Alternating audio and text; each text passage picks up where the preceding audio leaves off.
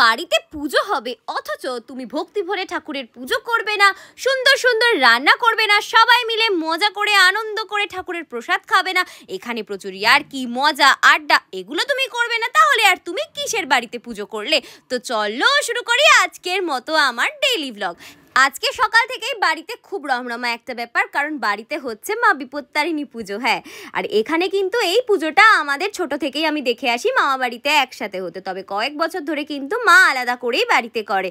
আর এইখানে দেখো, এদিকে গরমে মানুষ বাঁচছে না, আর এদিকে ওর দুষ্টুমি খতমই হচ্ছে না।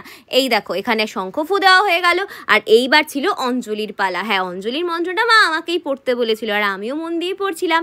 তবে হ্যাঁ, মায়ের পুজো করার সময় কিন্তু আলাদাই মনে শান্তি লাগে, সে যতই গরম হোক আর যতই কষ্ট হোক। সবাই কিন্তু প্রচণ্ড ভক্তি ভরেই এখানে মায়ের পুজো করে।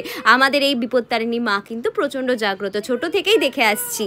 আর বিপত্তারিণী পুজো মানে হচ্ছে হাতে লাল সুতো, আর এই হাতে লাল সুতো পরতে কে কে পছন্দ করো কিন্তু অবশ্যই জানি, আমি জানি সবাই পছন্দ করে। আমারও কিন্তু বেশ মজা হতো যখন ছোটোবেলায় লাল সুতো হাতে পরতাম। আর এই দেখো, গরমের মধ্যে দিদি এখানে রান্না করছে। আর পুজোর দিনে একটু খাওয়া দাওয়া মজা আনন্দ এগুলো হবে না তাহলে আর কি হলো বলো? শুধুমাত্র নিজেদের গল্প করতে করতে কিভাবে 4 ঘন্টা কাটিয়ে দিলাম নিজেরাই বুঝতে পারলাম না। হ্যাঁ, আর এইখানে কিন্তু মনে হয় যে আর একটু সময় হাতে পেলে অনেক ভালো হতো, তবে ওদের যাওয়ার সময় হয়ে গেল আর আমিও রাতে ঘুমিয়ে পড়লাম।